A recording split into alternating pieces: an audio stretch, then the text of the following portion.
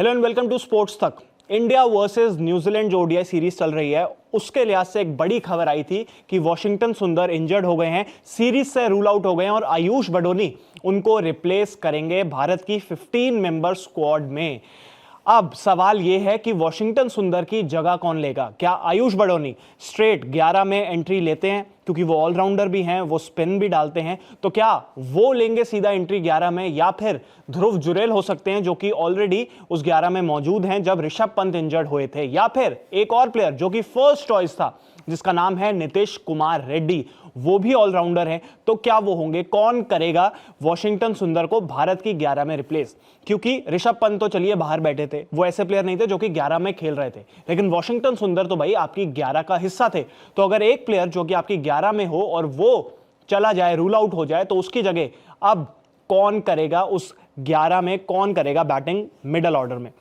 उस पर बात करते हैं। लेकिन सबसे पहले आयुष बडोनी के लिए बहुत ही बड़ा ये मोमेंट है क्योंकि उनको मेडन कॉल अप आया है और जो आयुष बडोनी की भी जर्नी रही है वो भी काबिले तारीफ रही है। 2022 का आईपीएल ऑक्शन आपको याद होगा जब लखनऊ सुपर जायंट्स ने उनको लिया था, उसके बाद वहां पे गौतम गंभीर थे मेंटोर, उन्होंने काफी मौके दिए थे और यहां पे कोच भी गौतम गंभीर ही हैं। और ये भी बात है कि उनको कहीं ना कहीं बोला जा रहा था कि वो एबी डिविलियर्स की तरह भी थोड़ी बहुत उनमें झलक दिखती है, वैसी बैटिंग भी कर सकते हैं, रिवर्स भी खेलते हैं, अच्छा खेलते हैं और डाउन दी ऑर्डर आके भी उन्होंने पार्टनरशिप्स की थी। उस आईपीएल के बाद ये भी कहा जाता है कि फिर जस्टिन लैंगर के साथ उन्होंने कैंप भी किया था ऑस्ट्रेलिया में जाकर, तो वो अच्छा कर रहे थे, आगे बढ़ रहे थे। फिर धीरे धीरे आपने देखा कि उन्होंने विजय हजारे ट्रॉफी भी खेली, रणजी ट्रॉफी भी खेली। रणजी ट्रॉफी में उन्होंने 2025-26 के सीजन में 5 विकेट हॉल भी लिया। लेकिन अभी जो विजय हजारे चल रहा है उसमें उनके सिर्फ 18 ही रन है 5 मैच में। ये एज अ बैटिंग अगर बात की जाए ना कि बैटिंग उनकी इतनी ज्यादा अच्छी नहीं रही है इस साल के सीजन में, लेकिन ओवरऑल एक बार रिकॉर्ड देखते हैं उनका, बैटिंग और बॉलिंग दोनों। अब सबसे पहले Ayush Badoni list A cricket में बैटिंग के लिहाज से देखा जाए 27 मैचेस खेले जिसमें इनिंग्स उनको 22 इनिंग्स में ही बैटिंग करने का चांस मिला है। उनकी 36.47 की एवरेज है, 693 रन हैं, स्ट्राइक रेट उनका है 93.27 का, उनके 5 50s हैं और एक उनका 100 है। तो यानी कि आयुष बडोनी जो है उन्होंने लिस्ट ए क्रिकेट में उनकी 36 की एवरेज है। हालांकि रणजी ट्रॉफी की बात की जाए या फर्स्ट क्लास क्रिकेट की बात की जाए उसमें उनकी 50 प्लस की एवरेज है। अगर बॉलिंग की बात की जाए तो बॉलिंग में आयुष बडोनी ने 20 इनिंग्स जो है उनको मिली है बॉलिंग करवाने के लिए, 18 विकेट्स है उनकी, 3429 उनका बेस्ट बॉलिंग फिगर है, 4.54 की उनकी इकोनॉमी है और 5 विकेट या 4 विकेट हॉल तो उनका खैर नहीं है, स्ट्राइक रेट है उनका 39.30 का। तो ये नंबर्स हैं आयुष बडोनी के। अब क्या आयुष बडोनी एक लाइक फॉर लाइक रिप्लेसमेंट देखने में तो नजर आते हैं, बैटिंग भी कर सकते हैं जो है लोअर ऑर्डर में और उसके अलावा ऑफ स्पिन भी आपको डाल के दे सकते हैं और इस वजह से वो वॉशिंगटन सुंदर के लाइक फॉर लाइक हो सकते हैं। अब बात करते हैं एक ऐसे प्लेयर की जो कि बॉलिंग नहीं करता और वो है ध्रुव जुरेल। ध्रुव जुरेल की अगर बैटिंग उनकी देखी जाए लिस्ट ए क्रिकेट में 17 मैच 14 इनिंग्स है उनकी, 747 रन है, 160 नॉट आउट उनका हाईएस्ट स्कोर है जो उन्होंने इसी साल के विजय हजारे में बनाया था, 74.70 की जबरदस्त एवरेज, स्ट्राइक रेट उनका है 113.35 का, 650 है और 2 शतक उनके शामिल है। बहुत ज्यादा मैचेस नहीं खेले हैं, बल्कि आप कहोगे कि कम ही खेले आयुष बडोनी से, तो फिर मतलब यार ये बात है कि क्या उनको मौका मिल सकता है? क्या Dhruv Jurel as a pure batter खेल सकते हैं? अब बात ये हो जाती है कि मिडल ऑर्डर में यार एक लेफ्टी बैटर रविंद्र जडेजा को ये लोग खिला रहे हैं क्योंकि उनको लेफ्टी बैट्समैन चाहिए ही चाहिए मिडल ऑर्डर में। तो केएल राहुल हो जाते हैं नंबर 6।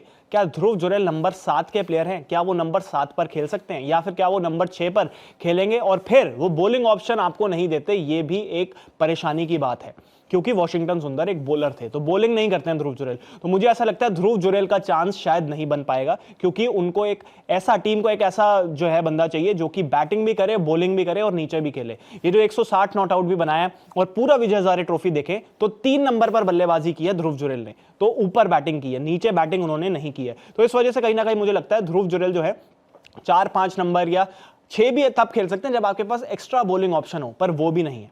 अब बात करते हैं नीतीश रेड्डी की जो कि ओरिजिनली इस स्क्वाड का हिस्सा थे।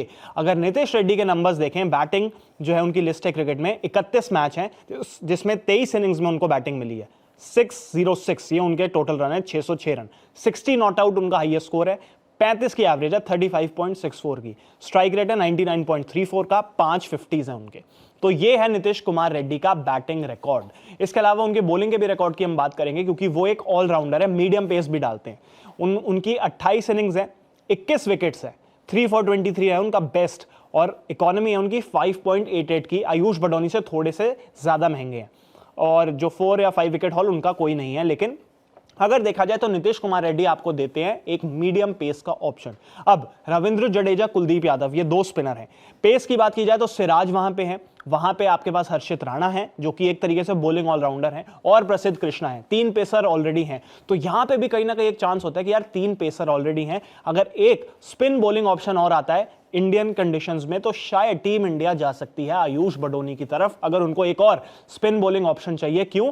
क्योंकि Ravindra Jadeja as a left arm spinner अभी हाल फिलहाल में उनकी वनडे क्रिकेट में परफॉर्मेंस खास नहीं रही है। साउथ अफ्रीका के अगेंस्ट भी उनकी सिर्फ एक ही विकेट थी, यहां पे भी कल उनकी कोई वो विकेटलेस रहे। तो क्या आपको एक और स्पिनर की जरूरत पड़ सकती है? अक्षर पटेल इस स्क्वाड का हिस्सा नहीं है, शायद उनको रेस्ट दिया गया होगा क्योंकि T20 फॉर्मेट है। तो इस वजह से मुझे ऐसा लगता है कि नीतीश रेड्डी और आयुष बडोनी, इन दोनों के बीच में लड़ाई होगी। नीतीश रेड्डी वैसे खेल चुके हैं, पहले ऑस्ट्रेलिया में उनका डेब्यू हो चुका है, ऑलराउंडर भी वो हैं, लेकिन फर्क बस ये है कि वो मीडियम पेस बॉलिंग करवाते हैं और आयुष बडोनी स्पिन ऑप्शन जो है प्रोवाइड करते हैं। अगर रीसेंट नंबर्स की बात की जाए तो आयुष बडोनी विजय हजारे ट्रॉफी में नहीं चले, लेकिन ओवरऑल अगर रिकॉर्ड देखा जाए उसमें आपको लगता है कि चलो उनकी 36 की एवरेज है, लेकिन पोटेंशियल देखी जाती है किसी भी प्लेयर की। अगर उस प्लेयर में आपको पोटेंशियल दिखती है, जो कि नीतीश रेड्डी में भी हो सकती है, तो उस केस में हो सकता है आप आयुष बडोनी की तरफ भी जा सकते हैं अगर आपको स्पिन बॉलिंग ऑप्शन चाहिए हो। लेकिन एक चीज है, अगर आप दूर की सोचें तो वर्ल्ड कप कहां पे है? वर्ल्ड कप है साउथ अफ्रीका में।